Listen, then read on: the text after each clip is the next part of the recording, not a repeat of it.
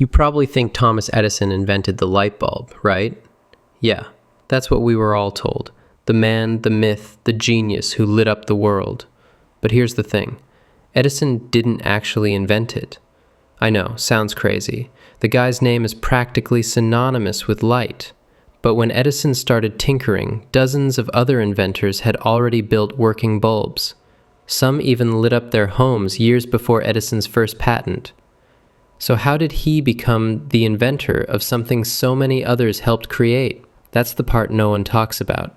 Because the real story of the light bulb isn't just one man and a glowing filament. It's 100 years of obsession, failed experiments, burnt fingers, and a full-blown race to conquer the dark. We're talking about scientists making light with explosions, inventors fighting over patents, and one stubborn idea that changed the world forever. By the end of this video, you're going to know exactly who really invented the light bulb. And trust me, it's way more fascinating than the version we grew up with. So grab a snack, hit that switch, and let's go back to when the world was still dark, and humanity was just learning how to make it glow. Let's rewind for a second. Back to a time before light switches, before glowing screens, before electricity was even a thing you could have at home. It's the early 1800s. The sun's gone down, and so has your productivity. The moment darkness hits, the world just stops. The streets are pitch black except for the occasional flicker of a gas lamp. Inside homes, people huddle around candles or oil lamps, tiny flames fighting against the dark. And these weren't exactly cozy, Pinterest-style candles either. They were expensive, smoky, and dangerous. A single candle could cost a working family nearly half a day's wages if they burned it all night. So, most people simply didn't. When the sun went down, they went to bed. Imagine trying to read a book, or write a letter, or study for an exam with nothing but that small, weak flame trembling in front of you. You'd be squinting, your hand casting shadows over the page. Factories and shops faced the same problem. Work literally stopped at sunset. Sure, gas lamps were around, but they were messy, smelly, and prone to explosions. London and Paris had already seen entire blocks catch fire because of leaking gas pipes. And whale oil lamps? Oh, those were worse. Whale oil was one of the main fuels for light back then, and it came from, well, whales. By the mid-1800s, whale populations were crashing because humanity just couldn't get enough light. You can almost imagine the smell, a mixture of smoke, grease, and desperation. So, light wasn't just about convenience. It was about class, comfort, and safety. If you were rich, you could afford long-burning candles or fancy gas fixtures. If you were poor, the night belonged to darkness. But the world was changing fast. The Industrial Revolution was kicking into full gear. Machines were running, factories were booming, and cities were growing. For the first time in human history, there was a reason to stay awake and keep working after dark. The only problem? The light just wasn't keeping up. People started asking, what if we could make our own light? One that doesn't need fire at all? That question, that simple, almost childlike curiosity, was the spark that started one of the biggest scientific races in human history. Because once people imagined a world where night didn't stop them anymore, they couldn't unimagine it. And that's when inventors, scientists, and dreamers from all over the world began to chase the impossible, creating light out of electricity. Imagine living in a world where night meant night. And then, one evening in 1802, a man walks into his lab in London, wires up a giant battery, touches 2 charcoal sticks together, and suddenly, light. Not candlelight, not a flame, but a blinding electric arc. That man was Humphry Davy, one of the brightest scientific minds of his time, and what he created was the world's first electric light. It wasn't exactly practical. The thing was so bright it could fry your retinas if you looked straight at it. It made a loud buzzing noise, the electrodes burned down in minutes, and it drew so much power that the battery nearly exploded. But still, imagine what that must have felt like in 1802. People had never seen electricity do something like that. No flame, no fuel, just light from pure energy. Davy had invented what we now call the arc lamp, a spark of light created when electricity jumps between two carbon rods, heating the air so intensely it glows. It was the kind of thing you'd show off at a science lecture. A little bit of magic, a little bit of danger. The only problem? You couldn't exactly install it in your living room. These early lamps burned so hot they could set curtains on fire. The carbon rods had to be constantly adjusted, and they made this wild hissing noise as the electric arc sizzled through the air. They were beautiful, but totally impractical. Still, Davy's experiment proved something no one had ever seen before, that electricity could create light, not just sparks, and that tiny realization lit up the minds of inventors across Europe. Over the next few decades, engineers, scientists, and tinkerers everywhere started thinking, what if we could tame that light? What if we could make it smaller, safer, steady enough to read a book by? And that dream, to create artificial sunlight, became the obsession of an entire generation. Some people tried passing current through thin wires to make them glow. That's the birth of the idea of incandescence. Others experimented with vacuum tubes to protect the glowing material from burning up. But in the early 1800s, the technology wasn't there yet. Vacuum pumps were clunky, materials were limited, and even getting consistent electricity was a headache. Yet, despite the failures, Davy's arc lamp sparked something much bigger than a flash of light. Once Davy's spark lit the imagination of the world, it was like a fuse had been lit, and it burned across continents. Suddenly, everyone with a lab bench and a bit of ambition wanted to tame electricity. If Davy could make it flash, someone else believed they could make it last. Over the next few decades, inventors popped up everywhere, each trying to solve one small piece of the puzzle. It wasn't one great leap, it was dozens of tiny ones. Let's start with Warren de la Rue, a British scientist who had an idea that actually made perfect sense, at least on paper. He took a coil of platinum wire, sealed it inside a glass tube, and sucked out most of the air. When he sent electricity through it, the platinum glowed, bright and steady. It worked beautifully, but there was a problem. Platinum. Even in the 1840s, platinum was astronomically expensive, more precious than gold. So yeah, it worked, but it was like building a car out of diamonds. Great invention, terrible business plan.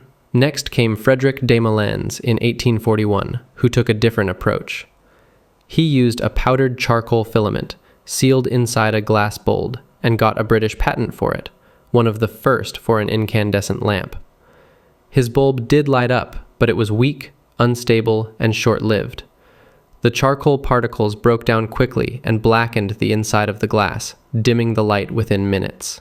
Across the Atlantic, in the 1850s, John Wellington Starr and others were trying similar experiments using carbon rods or thin filaments. Some of them even patented their ideas. Starr did in 1845, but many died young or lacked the money to pursue them. Each of these early lamps had the same core issues. 1. The filament material would burn up too fast. 2. The vacuum inside the bulb wasn't good enough. Air leaks meant oxygen crept in, and oxygen meant fire. 3. Even if you solved those two problems, generating electricity reliably in the 1800s was a logistical nightmare. The only power source most inventors had was a battery. Heavy, unstable, and expensive. So yes, they had the science, but they didn't yet have the technology to support it. Think of it like trying to build a smartphone before batteries, processors, and screens exist. You might sketch something genius, but you can't bring it to life. Not yet. Still, the dream didn't die. In workshops, basements, and laboratories, inventors kept experimenting, burning through filaments, glass, and patience.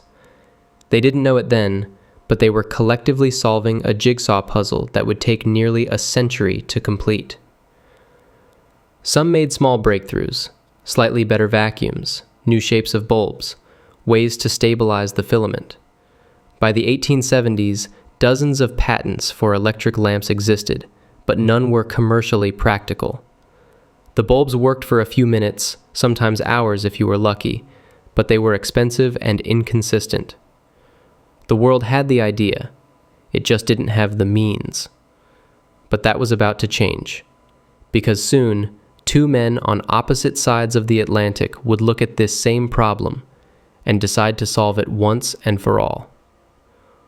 One of them was a quiet, methodical British scientist named Joseph Swan. The other was a relentless American entrepreneur named Thomas Edison. And when their stories collided, the world finally stepped out of the dark. So by the 1870s, it seems like everyone had some version of a light bulb. De La Rue had platinum, de Molaines had charcoal, Starr had carbon strips, so why didn't any of them work? The truth is, making a light bulb wasn't about getting it to light up. It was about keeping it lit without destroying itself. There were three major problems every inventor hit head-on, and each one was a science nightmare. Problem 1, heat. To glow bright enough, a filament has to get really hot. We're talking over 2,000 degrees Celsius. At that temperature, almost any material you can think of either melts, burns, or disintegrates. It's like trying to make a campfire out of paper. Sure, it lights, but it doesn't last. Inventors tried all kinds of materials: platinum, carbonized paper, even bamboo fibers. But either the metal melted or the carbon evaporated. So they needed a material that could glow white hot without instantly dying. Spoiler, that's a very short list. Problem 2, oxygen. Oxygen and heat don't get along, at least not in your favor. The moment the filament got hot, the oxygen inside the bulb would attack it, causing it to burn up in seconds. The only solution? Remove the oxygen. That meant creating a vacuum inside the bulb. Now, that sounds simple today, but in the 1800s, creating a proper vacuum was cutting-edge stuff. The best vacuum pumps of the time could only remove maybe 90% of the air. Not enough. That remaining 10%? Deadly for a filament. So imagine this. These inventors were spending months building bulbs only for them to poof out like candles in a windstorm.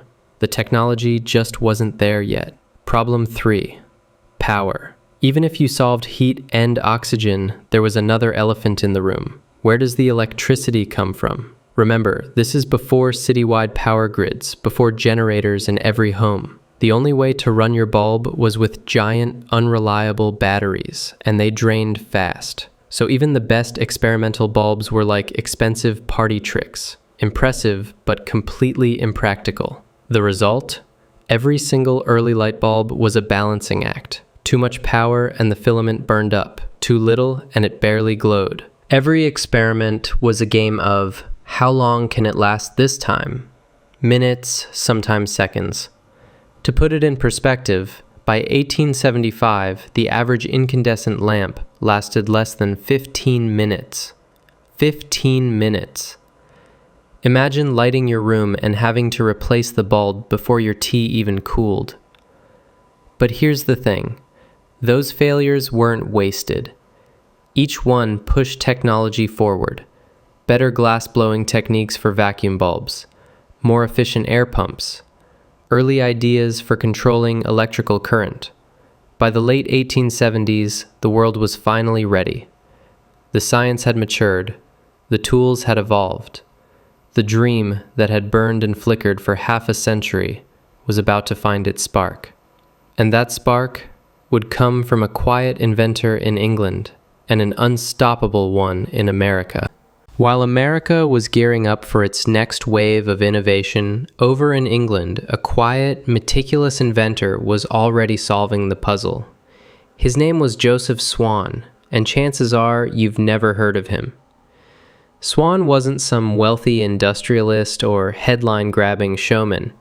He was a chemist from Sunderland, a man who spent his days surrounded by glass tubes, wires, and half-burnt bits of carbon paper.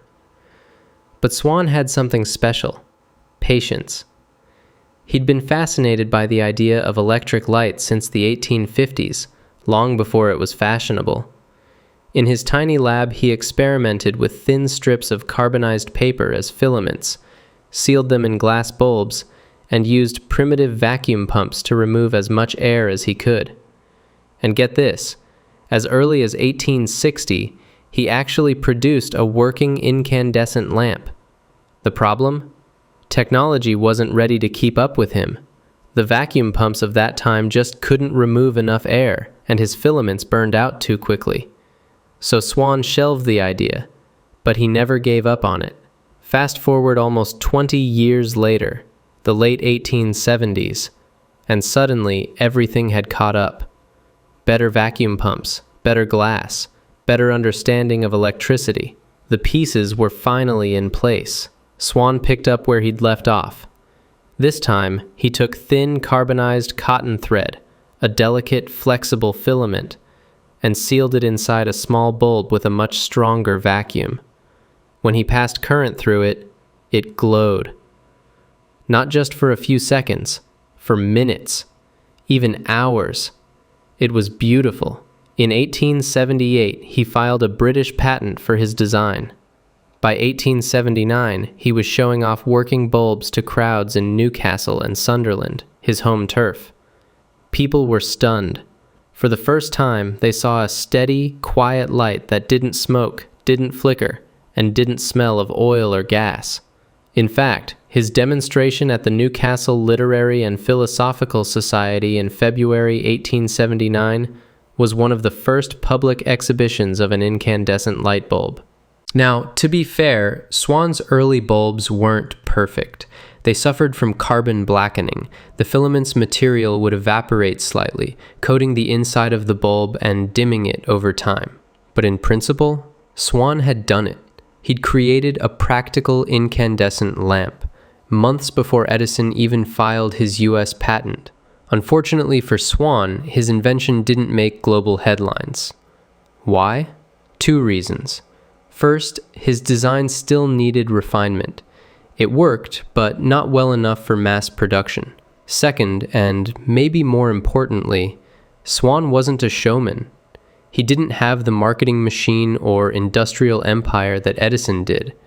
He was a scientist, not a salesman. So while his work spread through British scientific circles, across the Atlantic, another man was working tirelessly and loudly to claim the same dream. And soon, those 2 worlds were going to collide.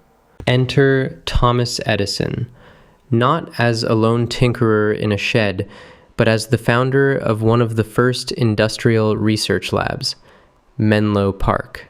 By the late 1870s, the scene was set. The science had matured, the materials were getting better. What Edison brought to the table was a way to organize invention. He didn't rely on flashes of genius. He built a machine for invention. Menlo Park looked more like a small factory than a home laboratory. Edison hired experimenters, machinists, glassblowers, and mathematicians. He kept meticulous notebooks.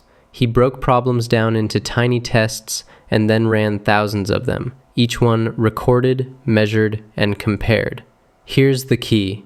Edison treated invention like engineering. Where earlier inventors had chased single breakthroughs, Edison attacked every weak point at once. He didn't only want a filament that glowed. He wanted a filament that could be manufactured, sold, and powered in people's homes. That meant parallel work on many fronts: filaments, vacuums, glass bulbs, electrical distribution, meters to charge customers, and even switches and sockets. The light bulb, in Edison's mind, was never just the glass and the wire. It was a system. On the filament side, Edison's team tested everything: cotton, linen, horsehair, hemp, wood fibers, and hundreds of plant-based samples. The goal was simple: find a material that could glow for hundreds, not minutes. After exhaustive trials, they found something unexpected: carbonized bamboo. In lab tests, bamboo filaments lasted far longer than other materials. Some samples reportedly burned steadily for more than 1,000 hours. That kind of lifespan changed the economics of light.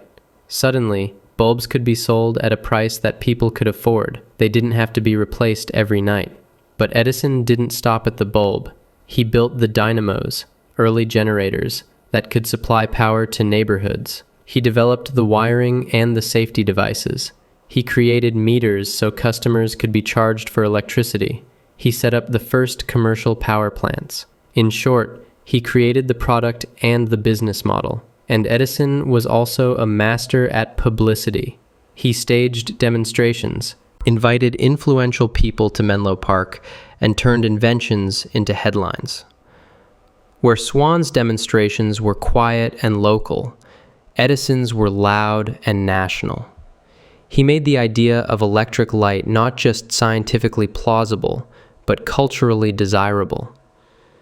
So while Edison didn't invent the idea of an incandescent lamp, he was the first to bring all the moving parts together: the filament, the vacuum, the generator, the distribution network, and the business model into something that actually worked for millions of people. That's why his name stuck in history books.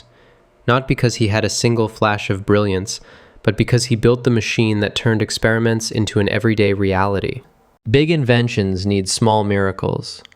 For every famous name on a plaque, there are dozens of hands that actually make the idea useful. When it comes to lighting the world, some of the most important hands barely get mentioned.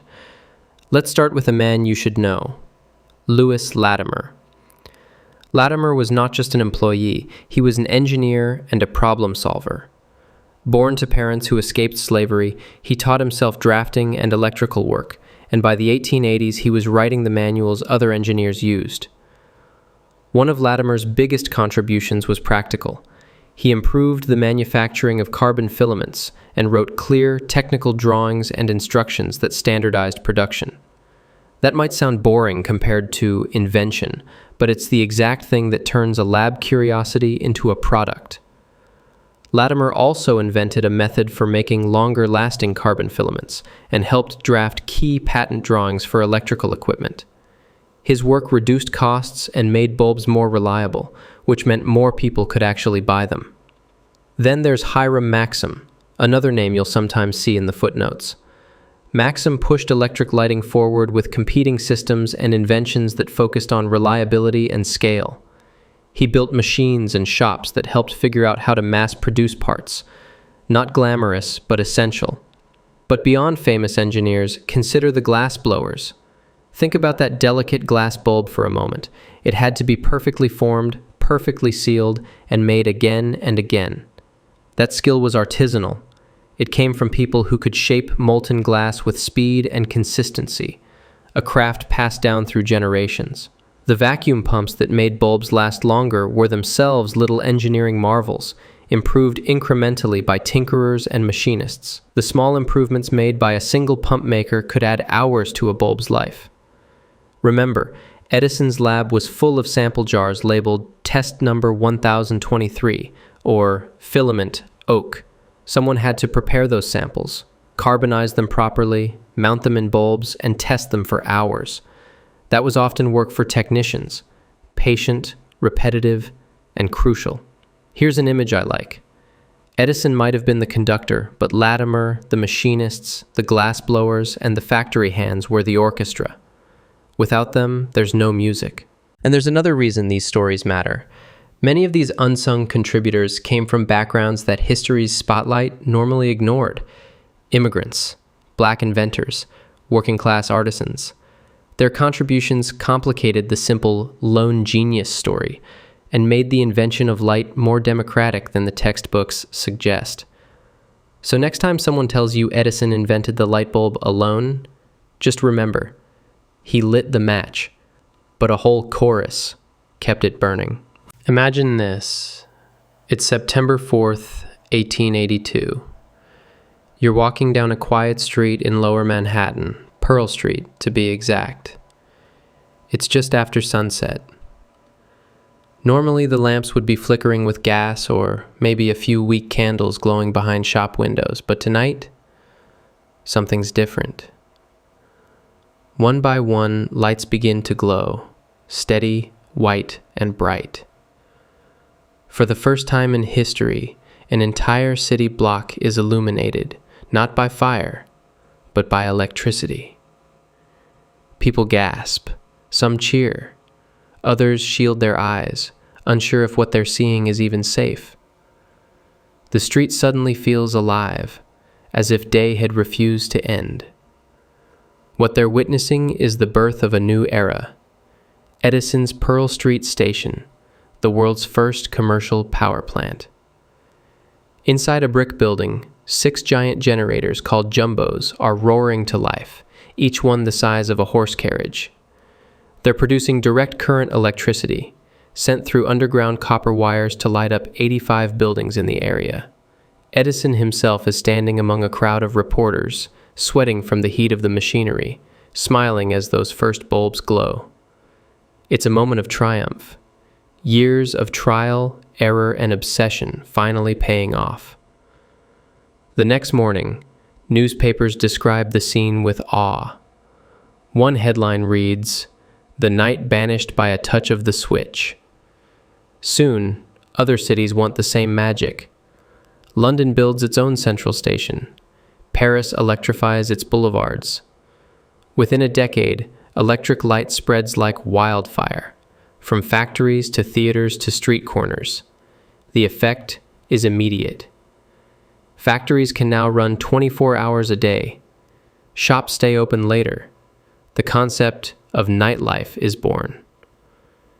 Cities start to feel safe, alive, and modern. And in homes, light becomes a symbol of progress, a visible sign that you're living in the future. Of course, electricity wasn't perfect.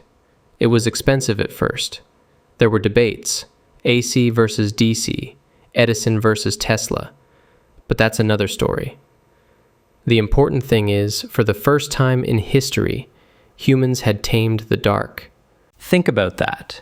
For hundreds of thousands of years, when the sun went down, so did we. Night meant rest, danger, mystery. Now, with a simple flick of a switch, humans could choose light, anytime, anywhere. And that changed everything. How we worked, how we socialized, even how we dreamed. Edison may have built the system, Swan may have built the bulb, and dozens of others refined the science, but together they lit up the world. It wasn't just a technological revolution, it was a human one, because from that moment on, darkness was no longer the master. We were. The story doesn't end when Edison lights up New York. In fact, that was just the beginning. Over the next century, the light bulb evolved, quietly, steadily, becoming brighter, safer, cheaper, and smarter. Edison's original carbon filament bulbs were revolutionary, but they burned out fast, maybe 100 hours on a good day. So scientists kept tinkering. By the early 1900s, tungsten filaments replaced carbon. Tungsten could withstand higher temperatures, meaning bulbs could glow brighter and last longer. Suddenly, electric light wasn't just a luxury, it was reliable. Then came the fluorescent lamp in the 1930s and 40s. Instead of heating a filament, it used an electrical discharge through mercury vapor to make ultraviolet light, which then hit a phosphor coating inside the tube, producing visible light. Sounds complicated, but the result?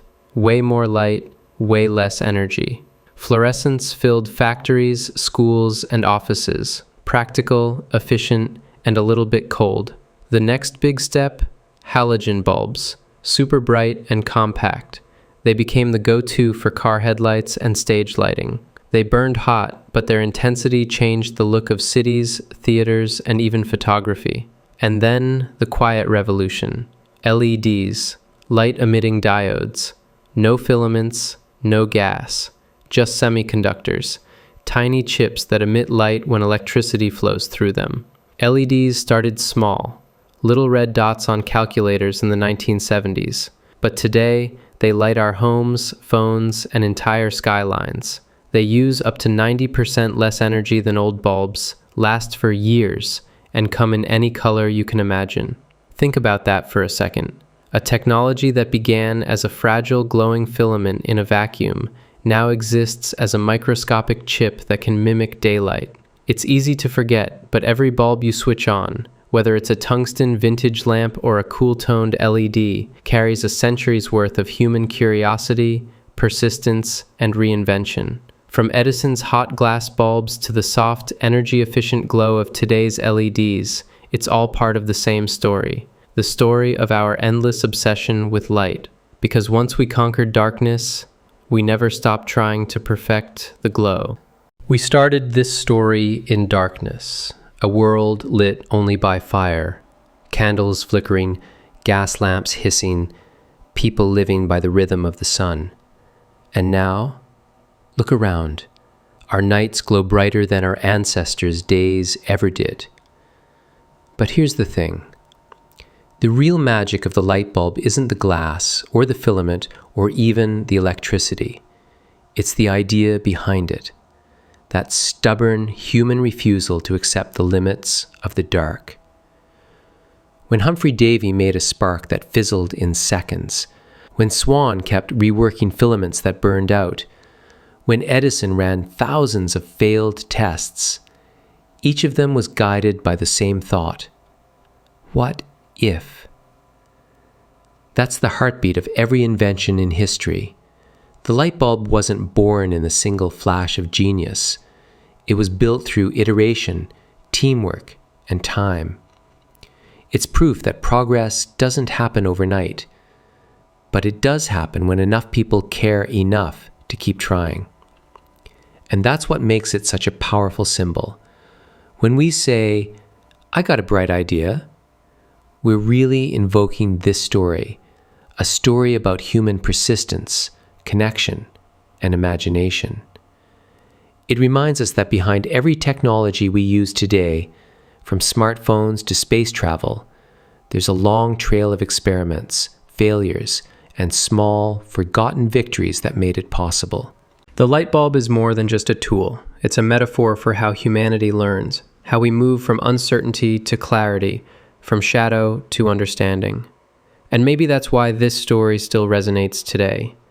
Because whether it's a scientist in a lab, a kid tinkering with code, or anyone trying to make something new, we're all still chasing the same thing. We're all just trying to bring a little more light into the world. And that is the origin story of the light bulb.